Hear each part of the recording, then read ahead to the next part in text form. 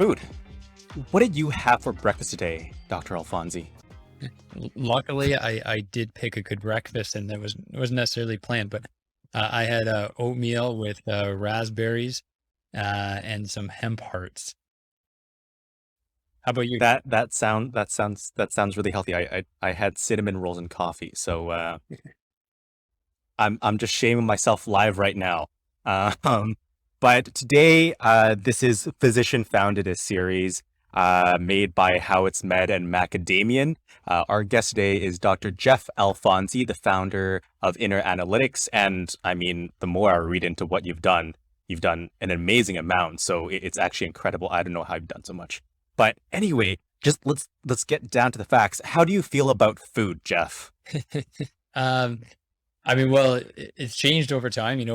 Growing up in an Italian household, food was, important, and food is a cultural thing. It's a enjoyment thing, and then as you go into medicine and you see the negative impacts of food, or at least some metabolic risk factors that come with how we eat, then you start shifting Mhm. towards a bit more of a focus on, well, how do we use food for prevention and for health as well? And so ultimately, it's an optimization problem. Is food is still, it has to taste good, it has to be convenient, and it has to be healthy. And so now it's around, discovery of all the different nuances of different foods.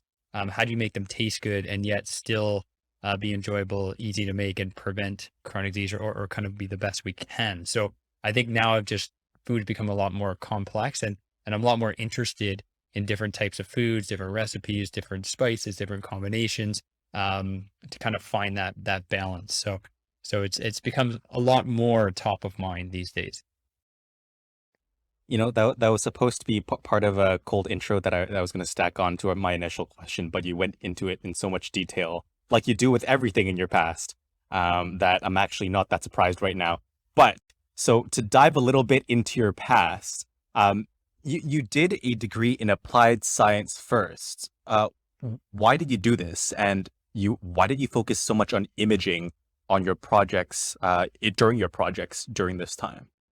Yeah, I think when you're in high school, you're always thinking, what do you want to be? And I definitely had significant, you know, positive interactions with engineers, and so that was my initial thought, was let's go into applied science, which is, engineering is what I studied at first. Mhm. But I did also really enjoy medicine and biology, and so I went for systems on engineering at Waterloo. There was options there for, biomedical engineering. We didn't really have a full biomedical stream, but that was the closest one. And then so, Mhm. I really enjoyed it. I think it's really neat to be able to kind of create things and what you can do with technology. And then while going through, there's professors that, focus on biomedical areas. And the kind of big question is, do you want to be an engineer that knows a bit about kind of medicine and health, or do you want to be, the opposite, a doctor that knows a bit about engineering? And, I thought I preferred the latter of the two, just for my preference. But it, Mhm. it was, it's a really great background to have for medicine and healthcare. And I think it lets you do a lot of really neat things. In terms of imaging, I just thought image processing was such a cool field. And, I think the first time I started playing with this was, probably 19 years ago or so, on a co-op term where we were doing image processing for a cancer center, just like how do we study images? And it's just very interesting how you can use computers to kind of pull insight automatically out of pictures, right? And so that was just kind of a really eye-opening experience. And then ever since, I just thought it was very, very unique, and tried to find ways to build that into other areas that I'm working on. This is it's a big foreshadowing moment, isn't it? Exactly. So, you ended up doing a degree in applied science with a focus on biomedical engineering, or at least as close as you could get to it at the time. But I mean, I've seen more schools open up biomedical engineering departments. I guess over the past couple of years, was your intention always to do engineering and then medicine so that you could combine the two fields, or was it more of a serendipitous path? Yeah, I think it was more serendipitous. It just, as you go Yeah. through, I liked it. And, to be honest with the first time I applied to med school, I actually didn't get in and went off and worked in another industry. And then, realized I didn't like that and wanted to come back. So it was definitely a path that you never really know, and you just kind of go through, and then, you end up where you are and you combine all those different learnings into where you are. So that was very much the path that I took. Uh-huh. Uh-huh. So I was about to try to get you to not steal my thunder there because I I was going to know. talk That's about why that I path didn't that you say went down. anything more than what it was. So I left it open for you. Thank you, thank you. So you're not only an amazing multidisciplinarian, but you also know how to guide conversation. You should just take my job now. So you ended up graduating from an applied science degree, and then you worked at Barclays Capital. And basically, what I read was that you were a trading analyst who was building proprietary models for trading and market making. To me, that sounds like you worked on Wall Street because I don't know anything about what any of that is. So to describe it to a 5-year-old, how would you describe what you did? Yeah, I think trading is probably the easiest way to go. So, I specialized in trading, bonds, like government bonds, and something called swaps, where you kind of trade cash for, a fixed versus a floating interest rate, like you might get at a bank. Although I don't know if a 5-year-old necessarily would know that second part, but the idea is, yeah, it was basically creating. You had to build a lot of your own models. What's the right pricing? What kind of strategies do you do? So it was very, I think that's why they wanted engineers, was there was getting more tech heavy. It was kind of early in Mhm, algorithmic trading days.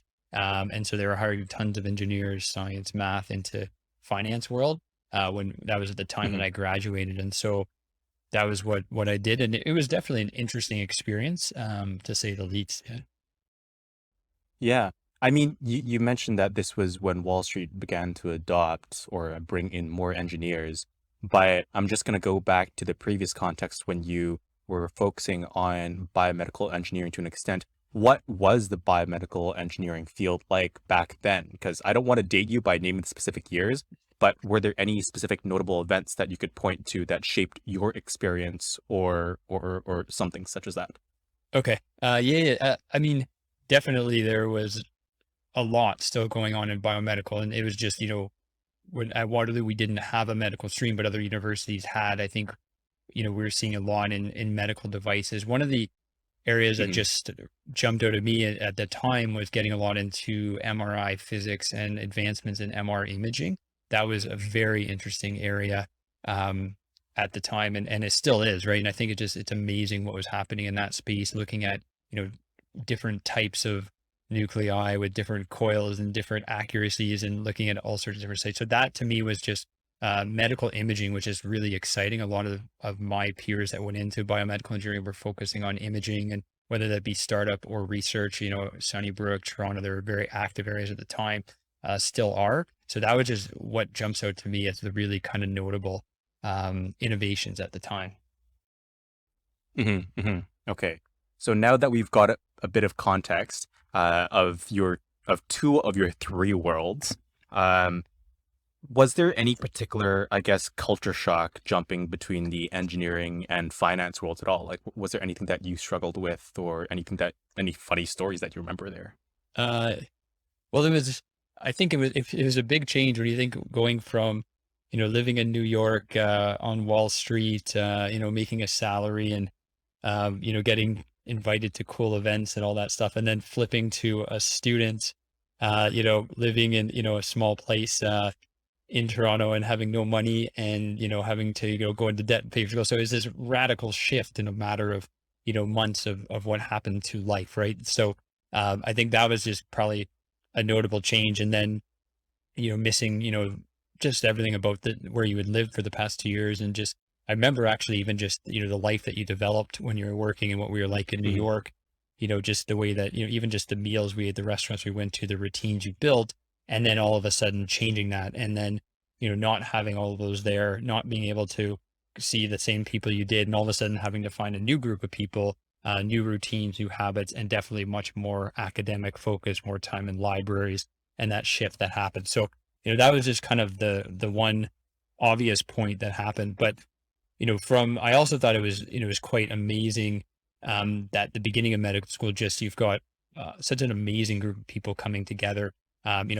Just I always say, 10% of my class was engineers. We had architects, you had, all sorts of artists, all sorts of different people coming It together. was diverse. It was really diverse and it was great. And it was just the discussions you had, the focus on understanding people more and all that went into medicine.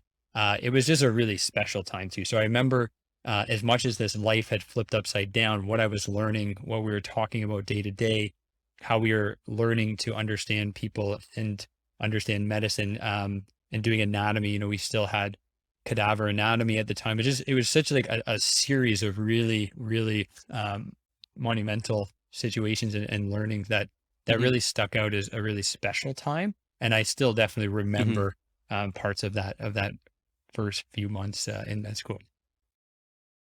Yeah, I mean, by that time, you've already had uh, exposure to two vastly different fields, engineering and finance, which you could have done themselves or together to make a massive impact to the world.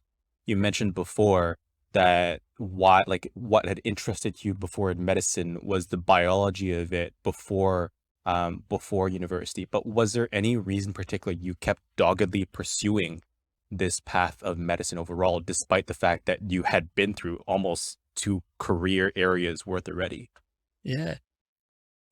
It's a good question. I think you kind of reflect back and you say, I definitely love engineering and in finance. I would say I didn't really love it, but it was kind of one of those things where I didn't get into med school. I had this job offer and I knew it was just an Mm, experience. I wanted to go try it because okay. this was something there. I could have gone to grad school. I could have done this, but this was a pretty unique opportunity that I wouldn't have had it again. So the finance one was definitely at least I kind of knew that it wasn't a long-term one, but it was still a really neat experience. So I think that's what did. But at the end of the day, I guess you just get set on from what you have seen, what do you really want to do? And if it takes me another year or two to apply to medical school, is that still right in the long term? So what do the next 20, 30, 40 years look like?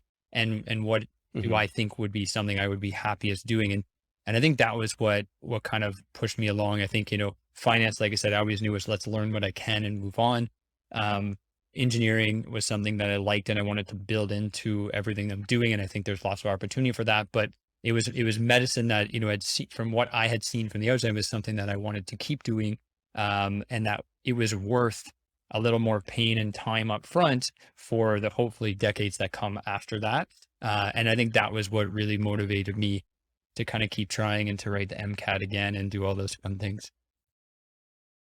So you'd really cultivated this, I guess, long-term mindset from the beginning, eh?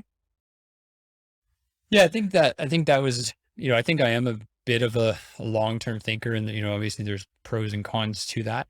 But, to me Yeah. it's always um, you know, the long term is what you have to play for, right? I think that's what you plan for. At least that's how I've always thought about things. And even when we Mhm. come to, inner analytics and all that, a lot of the way we've designed it is that long-term thinking rather than the short term. So that's just been a way that I've always kind of thought, like again, for better or for worse. Yeah. Huh. Okay. So, I mean, you went on to med school after your exposure to finance, but one thing that I do want to finish off on when mentioning that work with Barclays is like, what was the startup scene like back then? I mean, the startup scene has rapidly exploded like since like the late 2000s, but was there any interaction that you had with startups back then? Yeah, not really. It was definitely, you know, when I remember during graduation, a lot of people were, the big companies that were hiring were Microsoft or Google or banks, like the big companies. And there was less talk amongst the class about startups and all that. And, one of the things with engineering, many of them have these regular design courses as part of it. And we had to do design projects all the time. And many of these were really good ideas that could have been startups, but you kind of just do them, brush them aside, get through the course, move on. You want your job at, big Hmm. company X or Y. But the way that the co-op system was at Waterloo is you often spent time with a group of engineers 2 years below you. You were on stream, and it just happened that you tended to be pretty close to that class below you. Hmm. And in that class, they graduated 2 years later. We had the financial crisis happening. We had a complete shift, Oh and boy. maybe other factors at play. But that class I found was much more attractive to startup, where many of them went to go work for startups or started their own Yeah. startups. So it was kind of, it was almost like that 2 year period where we saw this very sharp divide between, um, people in at least in our program, whether that were going to work at big companies versus ones that were going to startups. And so whether that was a clash again of bigger economic factors or just growth in startup itself or the nature of that particular class. It could have been all sorts of things, but just for my experience, I definitely noticed that it was a couple years after us that we really started to see the startup in space grow. And then from them there, just kind of exponential increase over the last few years. That's fascinating. The way that timelines interact in terms of like the broad scale, what everyone experienced and what your community experienced and how that shaped what you went on to do is it's interesting to think of. But I mean, to talk more about your med school experience, you ended up doing a lot. And to highlight some of what you did for the audience, you ended up being a production manager for the Toronto Notes. And you also helped develop the Canadian Residency Guide, and you began developing and validating iPhone applications. So, I mean, you did so much. So what was your, I guess, favorite part, or what were the most outstanding experiences during med school to you? You mentioned anatomy during the first couple of days or weeks of medicine, but did any of your builds, projects, or communities stand out to you the most? Yeah, I mean, it's a good question. There's a lot that come to mind, and I don't know if I can necessarily pick one. Being part of Toronto Notes was really cool, right? It's just what the impact that has, the across the country, and it's Yeah. an important resource, and what we can do in terms of being a not for profit with the with the proceeds of that. So that was just it was a fairly encompassing year, but it was the whole class came together and you did something really great and you worked with faculty and it was all for a good cause. Like that was just really cool because it touched on so many different areas at once. Probably Mhm. the other interesting point that stands out is it was something called it was a program with one of the psychiatrists called therapeutic communication, and it was in our first year, and it was kind of just a voluntary program you could do. And it was a psychiatrist that put a small group of med school together, students together, and was teaching you how to have just build therapeutic alliance and communication. And he had a very unique style at how he worked, and he invited us into with patient permission into sessions with patients, but also as part of that we had our own patient that we worked with who was, obviously knew they were speaking with a medical student, and we met with them longitudinally, and we would share that learning back with our small group of people, and would get kind of challenged around it and pushed around it. And so, I just remember that being a really powerful experience because of just the way we were pushed and challenged and what the depth of things that we talked about. And another interesting thing that stood out from that meeting was I remember and the psychiatrist actually also he was between psychiatry and surgery. His father was a surgeon. He thought about being a surgeon. And he's like, the reason why I ultimately went into psychiatry is that, words can be powerful. Words can be like a scalpel. And when you know how to use them, you can have extreme precision and impact with how you do your words and your conversations. And so that was really what that was about. And again, it was just a really uh, powerful experience for personal development. Also, I think, with the patient I got connected with, I think you really focus on some learning a lot. And I think there was some really great things that came out of that, as well as my other classmates that we were working with and learning from together. So that was just maybe two experiences that come to mind, but there were so many over the course of our learning. Yeah. I want to break down those experiences a lot more because they seem to have impacted you quite a bit. So could you tell me what exactly you did with Toronto Notes? Was it the founding of it? Because I'm not exactly sure as to what your exact enrollment as Yeah, production manager yeah. was. No, so Toronto Notes had been founded before I started medical school, but every year,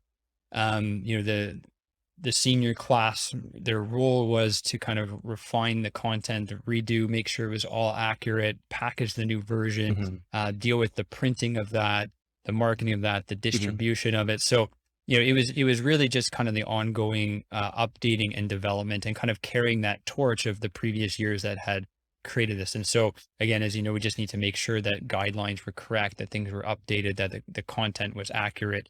errors from previous, versions were fixed. And then just like I said, the logistics of getting it, printed and sent around and the accounting for it. And, what do we do with the funds? So it really was this ongoing operational thing and ongoing growth of that. We had added a new book when we were around a pharmacology book that got added into that spectrum book. So how do we grow and kind of maintain this overall kind of Toronto Notes not for profit? That was really what we were about. And so as a production manager, we did a lot of the operational stuff, making sure that, the book went well, that it got delivered, printed again, worked with the accountant. So it's just kind of making sure a bit more of the business side of ensuring that things could continue to run.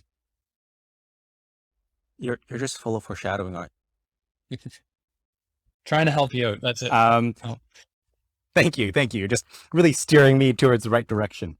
And then, I mean, in terms of the work that you did with the psychiatrist as well, I mean, having went through that myself, like I understand the degree to which I guess interview skills must be honed in order to make sure that like therapeutic alliance can be established. But overall, like, was that experience of working with that psychiatrist jarring at all? Because in comparison to the previous fields that you had worked with engineering, as well as in the finance world, I don't think, or at least I wouldn't believe that there would be as much focus on the person to person interaction. Would there, or am I incorrect? I mean, I think I do generally agree that this was definitely much different experience. And I think that was probably why it stood out too. This was early on, but the first time that it was really getting at that person to person, that depth, and it was Hmm. done, in a extremely interesting and detailed way, right? So that was just something I had never really experienced, and so that's why I think it stood out. And just having these Yeah. examples of the impact of that, for sure.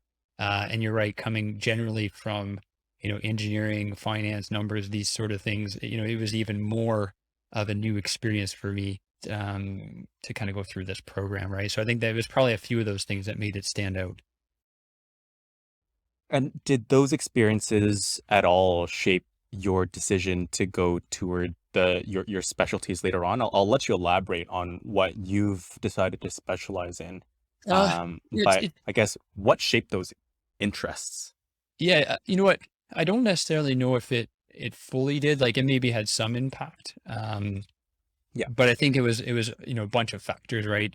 I think it comes through your rotations, what mentors you meet along the way, what patients you met on different rotations, and all of those factors. And I think like everyone, you're thinking about all different areas, psychiatry, surgery, medicine, right? Like you kind of go through all those different thoughts, could this be right for me? And, I think in the end, I did prefer internal medicine. I thought that was just something that, suited me well and I'd met people well. And it, there still is some important critical conversations that you can bring in, like anywhere in medicine. So I think that's where the learning that from, psychiatry was no matter what you do, you can bring this in. So don't worry which area you go into from that perspective, if you like it. Um, and then from there, from internal medicine, I did find that, one of the areas that personally I didn't have great knowledge on, and I think maybe we don't have a lot of time for learning on that either, was just around the pharmacology of things. And so that's why I did extra training in pharmacology and toxicology. I thought it was a way to kind of augment some of my interest in internal medicine. And so that was really, it's been a very interesting area to go to and kind of getting at some really interesting multidisciplinary teams I work on now around just kind of drug interactions and how do we optimize those. And then actually, I think from there, I was starting to do a lot of hypertension work, did work with Hypertension Canada, just because a lot of clinical pharmacologists happen to be involved in this community. And so Hmm. that's how I got involved. A couple of my mentors are already involved with that community.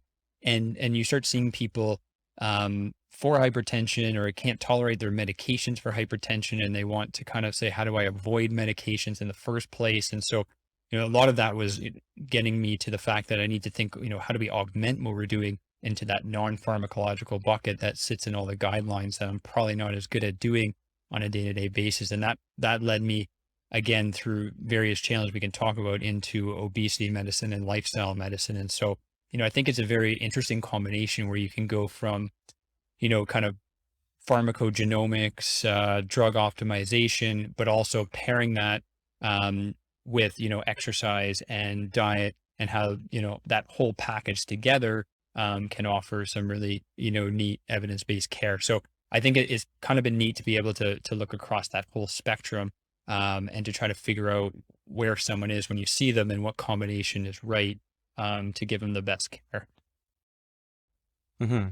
So you mentioned like 30 seconds ago that we can talk more about how all of your work led up to you working in the field of obesity medicine. So how did that field of interest come by, and why did you do so much learning? There's so much school that you've done. Yeah, I know. Uh, I don't know if I have a good answer for why I've done so much school. Hopefully there will be no more.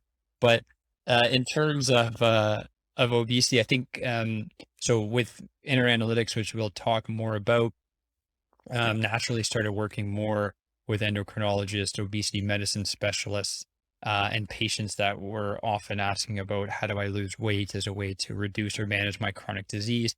And also just seeing complications in hospital of people with, obesity and other metabolic conditions. So that really kind of just meeting those people and hearing what they're doing got me interested in obesity medicine.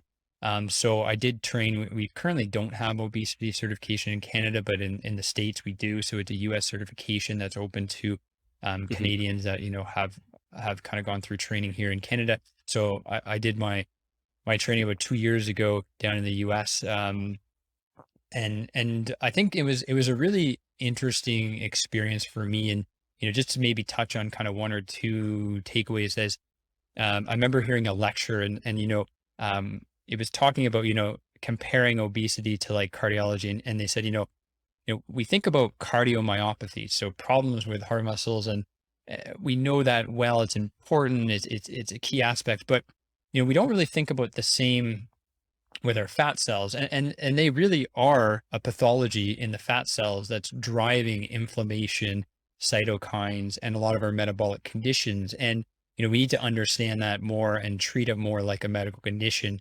And so I think that was one of the really interesting takeaways, as well as a lot of interesting pharmaceuticals coming down to be able to treat obesity now. And we've got GLP-1 agonists as one example, and there's many more coming down the pipeline. And so I think it's a hugely important disease to target. I think we're going to see more that we can do about it.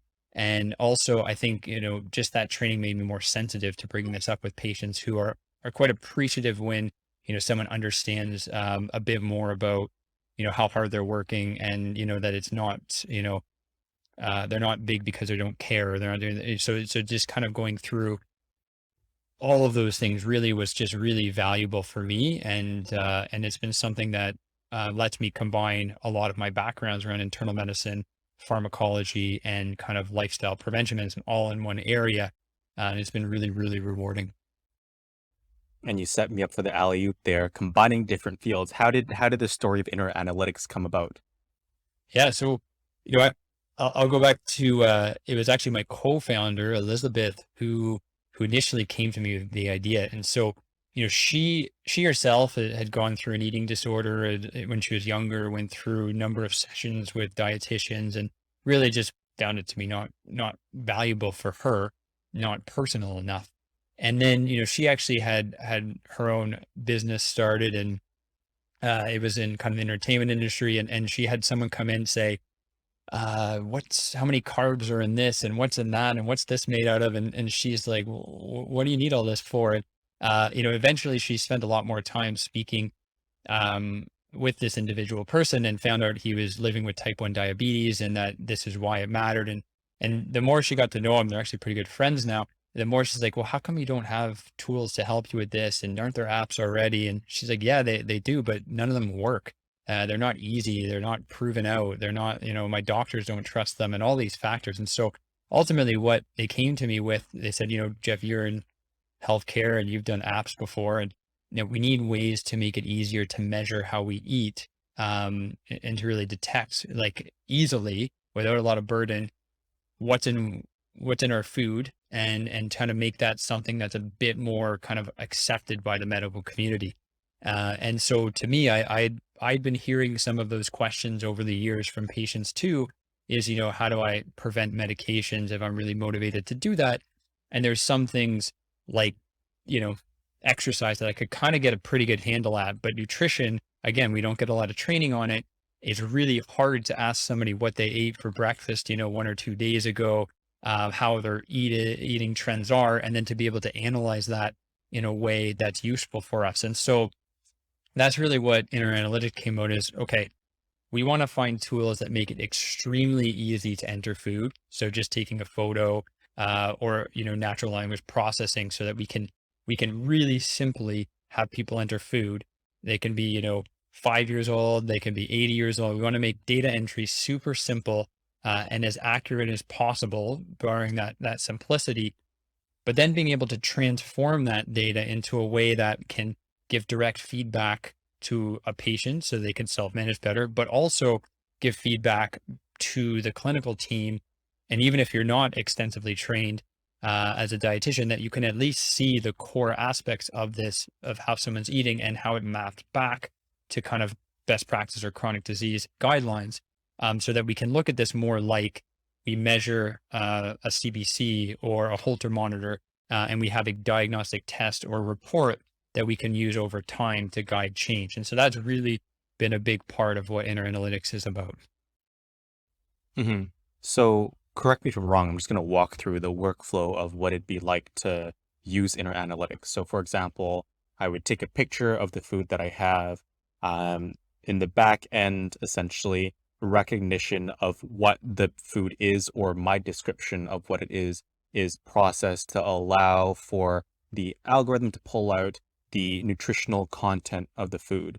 As a result of all the reports that I put in, all that data is then put into a report that shows me what I may be deficient in, what changes I could make in order to meet my health goals. Is that correct? Yeah, it's very, very close, very, very close. I think maybe just a couple things to add on that, but I think you captured it extremely well. Um, you know, uh, I think one of the key things that to stress about is nutritional, aspects and macros, micros are definitely a part of it, and they are relevant. But what we wanted to take it to the next level was diet quality, because a lot of the shift towards Mm. don't eat, your target is 100 grams of carbs today, or Cinnamon rolls. 7 milligrams of iron a day, stuff that people can't do. And you're seeing a lot of this kind of philosophy stuff now, like is half your plate Yeah. vegetables? How often do you eat red meat? How often do you drink sugary beverages? Like stuff that you can track and that are relatable to people. And that's again what a lot of the Yeah. guidelines are talking about. So, with a team of dietitians who painfully added all these attributes to our database, we can then actually get at diet quality. And so a big part of what comes out of the report is, these are the types of proteins you're eating. This is the fried food you're eating. Um, these are the types of grains, whole grains. These are the types of fats that you're having. These are the amount of sugary beverages you're having. So like I'm trying to make that very simple. And then, here's where you're at. Here's where the ideal goal is. And then some suggestions on how do we kind of nudge into making those change. So I think one of the key points is, is that layer of complexity. I know at the highest level, just the quality is actually easier Mm. for many people that aren't as, don't have extensive training like myself in understanding what we can do in a way that patients can understand. But then if you want to build onto that, you can have more depth, like a dietitian gets to more specific things, or a heart failure dietitian gets at potassium and what are the potassium foods. So you can build depth into that. But at the highest level, that quality helps to kind of simplify takeaways and kind of take a very complex space of nutrition with all sorts of different studies telling you that things are good and bad, and tries to simplify it back into your diet quality and how that maps back Yeah. to guidelines to make change. I think this is really fascinating. It's a really fascinating advance, but in order to put it best into context, what do you see a lot of diet doctors, family doctors, doctors overall doing to get an understanding of their patient's diet right now? Like, what's the current standard of practice? I think it varies, definitely. There are definitely food frequency questionnaires. How often do you eat this or that, which are common. It might just be a bit of tell me what your typical meal is like, right? So it's a lot of kind of approximation and interpretation of what the patient thinks about sizing and what they're eating and how they're cooking it and trying to relay that across. Now, of course, if you're a dietitian, you have a lot more time to dig into those details, but as physicians, you're kind of just trying to get the big picture about the quality. And again, it's based typically on some average type stuff they eat or some free food frequency type kind of input, and then you're trying Hmm. to decipher that or give kind of recommendations around that. And I kind of also make it akin to what I see a lot of hypertension patients, as I said. And so you know one of the more frustrating things in hypertension clinic is when someone writes out you know 2 months worth of blood pressure numbers on a piece of paper, and ultimately you just care about that average, right? What is that average like? And you're trying to sit there and figure that out and estimate it. And it's the same idea. Even if you have a list of averages or how often they eat something, you want to have that summarized to a point that is very clear. This is what I need, right? This is the points. Mm. Um, and then I think the other advantage over traditional practice where you may then be very generalizing, giving general recommendations, say, okay, based on what you tell me, maybe try to do X, Y, or Z.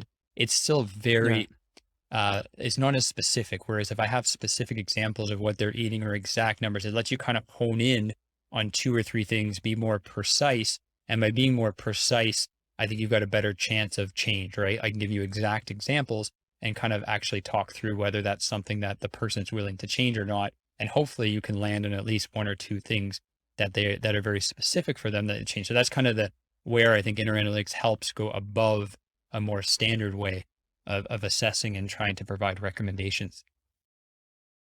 Yeah. So, I mean, it seems like the need that you're trying to solve is that gap in understanding between what data patients can provide by writing all their information down on a piece of paper, sometimes in the waiting room right before a visit, um, uh, and what physicians need in terms of like what your sodium or potassium intake is normally. Correct? Yeah, I think that's a part of it for sure is that and also just changing the idea that assessing nutrition should be part of regular practice. Diet is a one of the largest contributors for chronic disease. And just making it like, we order, periodic blood tests, right? We should also do periodic nutrition Hmm. assessments. And so this should be part of Yeah. our measurements, our regular measurements. And we should get quantifiable data around that we can look at over time and use around it. So I think it's a bit of making it easier, but also just changing the way we think about nutrition. Because if we can measure it more objectively, how do we make this a more regular part of our assessments? And so, everybody could benefit from a nutritional assessment at some frequency. And so it's kind of changing that. And clearly we need technology to be able to do it at that scale. And that's where kind of inner analytics come in. So we've talked quite a bit about what inner analytics can do and what it's supposed to do overall. But throughout all of the development of this company, of the product overall, you've continued to work as a clinician. Why have you continued to do that? Because there seems to be so much work when it comes to building partnerships, as well as reaching out to physicians to see if they'll adopt this tool or figuring out how you can tweak the tool to see like what best works for them. Why have you continued your clinical work when there's so much work to be done in this tool that has such a possibly large scalable impact? Yeah, it's a good question. I think it comes down to personal preference whenever you're doing this is, I Yeah. mean, I did spend a lot of time training on medicine, a lot of school training on medicine, and I do really enjoy it. And so, yeah, I still think practicing medicine is important and is something that brings me a lot of joy. And I feel that I can still make impact for patients on. So that's why it's important to me. The other thing is, at the end of the day, anytime you're creating technology, if you create it in a silo, you're going to run into implementation problems. And so being able to actually use this with your patients, and to have that kind of that frontline feel of it, lets you design and fit it better into practice. So I think it also helps the development of the technology by actually being able to use it and see different scenarios and problems and benefits of it. So, I mean, you've told me a little bit about, just now. why you would perhaps continue your career as a clinician during the development of the startup itself. But I mean, I guess overall, w- has that experience in itself using the service, or sorry, the inner analytics in itself in your clinic allowed you to perhaps better understand what the user interface is like and how it would need to be employed? Like, how important has that in-person use been to developing the tool as it pertains to patients as well as physicians? Yeah, no, I think it's critical, right? And one of the big parts of my engineering was, we did a lot of user-centered design. That was a big part of Yeah. my training, and I think it's really important, right? Because if you can't interact with the system, to this end, if you can't get good data in, we can't do anything with our algorithms, right? So we need it to be easy and simple and enjoyable to get that data in. And so, Hmm. there's so many different situations that come up and how people will use it and ages and abilities and interpretations of what this is. And so by being able to iterate on that much more quickly, because we're developing it and I can use it and I can test this out and then I can give that feedback. It lets us kind of iterate faster and design better. But I think that's Hmm. absolutely essential, because again, to the point is, if people don't use it to get the data in, then everything else becomes useless, right? So that interaction, that usability is ever so important, and being able to kind of run that a day to day and see how that works just gives you a really kind of unique perspective, and kind of an advantage to be able to kind of push it the right way fast. Hmm. And to zoom out back a little bit more, your experience as someone who's had um, a background in finance as well as in engineering, and now in very specialized medicine, that is unique to a lot of the physician founders, or in comparison to some of the physician founders that we've chatted with. So, what were the exact challenges that you faced while building inner analytics? Yeah, I think there's lots of challenges anytime you start something new, right? And I think it comes down to a few things. So product, right? So that product includes, is it usable? And, do you have the right people to build the technology? Um, you know, Ongoing challenges for that is just recruiting. It's extremely difficult to recruit engineers and technology people now. And so just kind of getting the right people that get your vision early on is really important. Um, and then, I think the other thing is just accuracy. Like, we have to come in and say, a lot of people say on face value, how is this any different than a MyFitnessPal, for example? And we have to Yeah. show data on why it's better, right? And so, really focusing on accuracy, quality assurance, getting research data done, and being able to show transparency is a really big one. Less of it now, but learning kind of PHIPAA and going through, hospital documentations, and that was intimidating earlier on, but how do we make sure that our tech meets all the requirements that we can get through that hoop? And once you get it done, it's not too bad. um and then definitely the business model, right? Like, I think we don't think a lot about what is the business model that's going to support this going forward. And you're often naive about what you think is going to be a model that works within the healthcare system. And so, yeah, so really it's just kind of learning that model, figuring out what's going to work, making sure that the product's accurate. And these all are kind of going at the same time, right? You've got, clinicians that are interested to use it, and then you have to make sure that you have a business model that can support it, and then make sure that you can keep Jeez. the technology up with that business model, or, when you have to raise money or not. So it just becomes a very interesting kind of balancing act of all of these different things. And I think, it takes time. No one's going to get it right once. You have to learn that it's going to be a lot of experimentation and trying to figure out what that right balance is. Yeah. So okay. So I'll have two streams of thought that I follow up in our last 11 minutes. But first off, I would have thought that it would be easier for you to find the right kind of engineers and to recruit engineers as someone who's had experience engineering yourself, and with a co-founder who's had background or a background in engineering. So why is it difficult to recruit the team members that you need? I think, so you have to get the right person. You're still, as you're still relatively small, and you need the people that buy the vision, right? That get the vision, get the concept. You want that people, at least that's our approach. I mean, there's people that you can hire, but we believe a lot in getting that right person that has that vision that can contribute at a critical time of growth.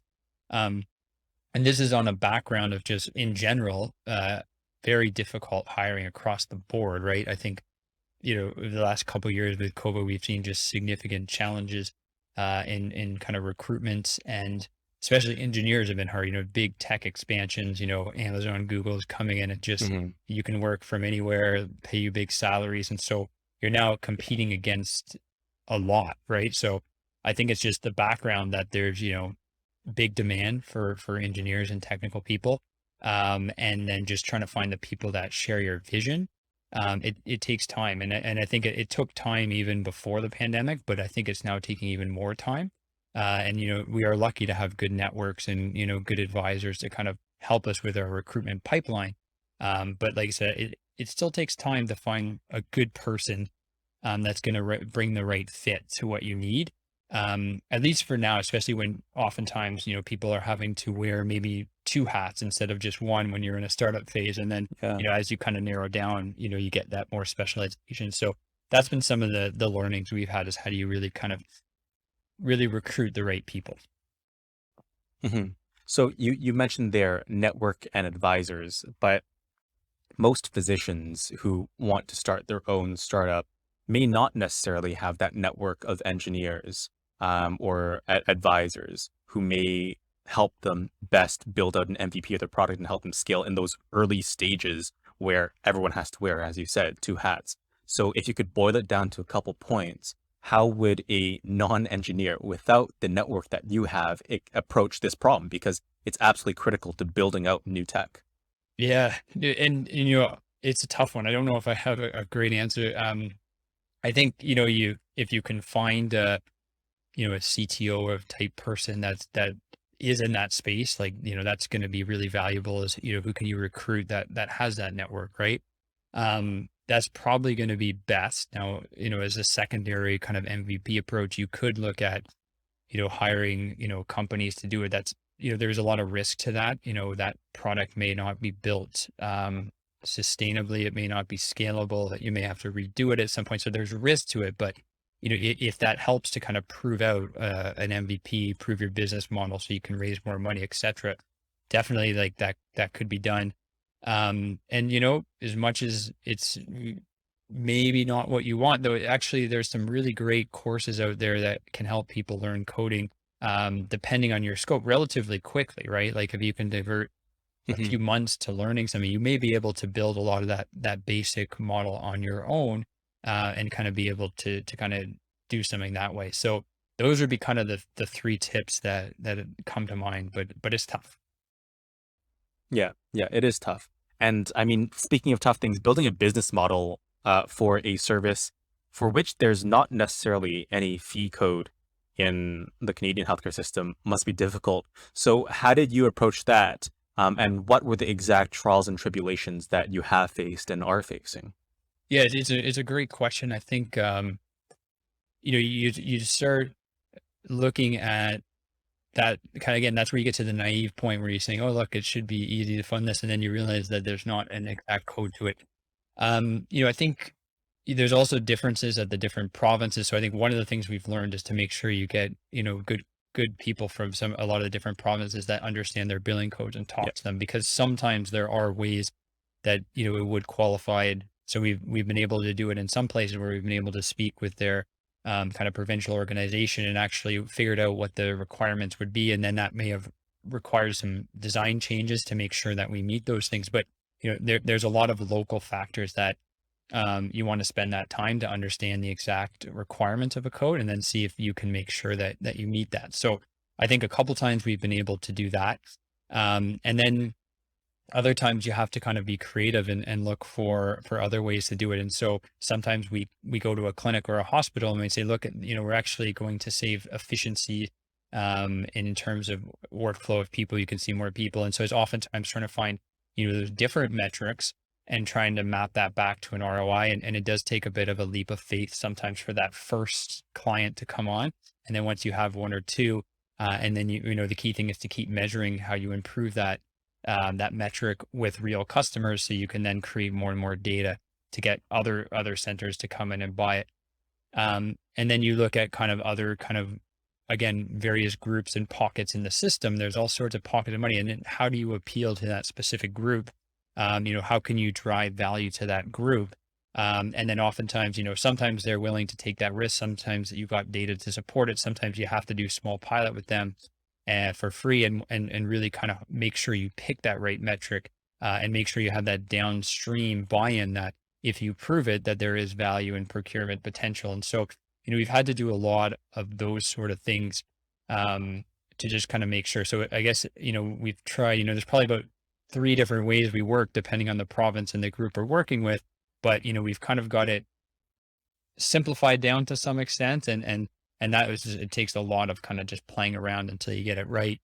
Um, as well as looking at, private insurance and other kind of avenues that you can kind of get into. So I think many startups go at this, what is the model that's going to work? And, the point is to try to keep it as simple as you can, but acknowledge that, early on, and even some fairly large companies, they may be still experimenting with a few different models.